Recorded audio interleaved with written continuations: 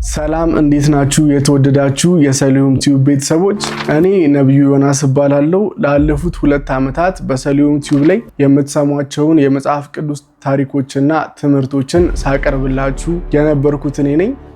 ስለዚህ በድምጽ እንተዋወቃለን፣ ምናልባት በምስል ነው ማንተዋወቀው። ከዚህ በኋላ ግን በዚህ መልኩ የምንቀጥል ይሆናል። በእነዚህ የመጽሐፍ ቅዱስ ታሪኮችና ትምህርቶች ብዙዎቻችሁ እንደተማራችሁባቸው ደግሞም ብዙ እንደጠቀሟችሁ አስተያየቶቻችሁ ይደርሱን ነበረ። ኮሜንቶች ላይ እግዚአብሔር ይባርክ፣ ቃለ ሕይወት ያሰማልህ፣ አሜን፣ እንደዚህ አይነት አስተያየቶችን ስንቀበል ቆይተናል። ነገር ግን በጣም በሚገርም ሁኔታ ከቻናሉ ላይ ስልክ ቁጥራችንን ከማንሳታችን በፊት ብዙ ሰዎች እየደወሉ መናገር የሚፈልጉት የህይወት ታሪክ እንዳላቸው፣ አንዳንዶች መታገዝ እንደሚፈልጉ፣ አንዳንዶች ድምጽ እንድንሆናቸው የሚፈልጉ፣ ደግሞም ከህይወታችን ብዙ ሰዎች ሊማሩ ይችላሉ እና መተን ብናወራ የሚሉ ብዙ ሰዎች ነበሩ።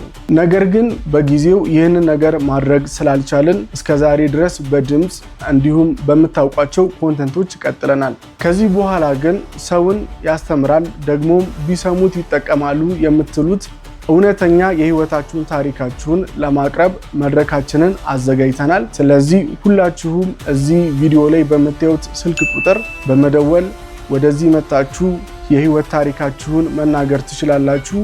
ስለዚህ የምናገረው ነገር ያለኝ የኢትዮጵያ ህዝብ ቢሰማኝ የምትሉ ሰዎች እዚህ ስክሪን ላይ ባስቀመጥናቸው ስልክ ቁጥሮች በመደወል እኛ ጋር መምጣት ትችላላችሁ። የህይወት ታሪካችሁን ማውራት ትችላላችሁ። መታገዝን መረዳት የምትችሉበትን ነገር እንደ ድልድይ ሆነን ከኢትዮጵያ ህዝብ ጋር በዓለም ከሚገኝ ህዝብ ጋር ለማገናኘት እንሞክራለን። እንዲሁም ደግሞ ከዚህ የዩቲዩብ ቻናል ጋር አብረን መስራት እንፈልጋለን የምትሉ ሰዎችም እኛን በመደወል ማውራት ትችላላችሁ።